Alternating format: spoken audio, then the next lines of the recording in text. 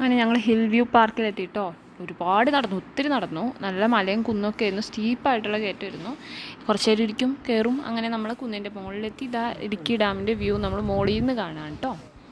വൈശാലി ഗുഹ, കുറവൻ കുരുത്തിമല, അതിൻ്റെ ഇടയിലുള്ള ആർച്ച് ഡാം, അതിൻ്റെ ഇപ്പുറത്തായിട്ടുള്ള ഡാം, അത് ക്ലിയർ ആയിട്ട് വ്യൂ ചെയ്യാൻ പറ്റുന്നില്ല കേട്ടോ. ആർച്ച് ഡാം നന്നായിട്ട് കാണാൻ പറ്റും. ഹിൽ വ്യൂ പാർക്കിൽ ഒരുപാട് ഇങ്ങനെ അഡ്വഞ്ചറസ് ആയിട്ടുള്ള കുറേ റൈഡ് കാര്യങ്ങളൊക്കെ ഉണ്ട്.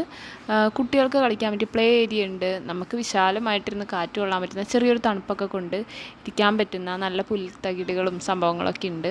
നല്ല രസമാണ്. നമ്മുടെ ഒരു ഈവനിങ് സ്പെൻഡ് ചെയ്യാനൊക്കെ പറ്റുന്ന ഒരു ഏരിയ ആണ്. ഒരു വൺ ഡേ ട്രിപ്പൊക്കെ വരുമ്പോൾ പോകാൻ പറ്റിയ, ഡെഫിനറ്റായിട്ട് നമുക്ക് പോകാൻ പറ്റിയൊരു നല്ല സ്ഥലമാണിത്.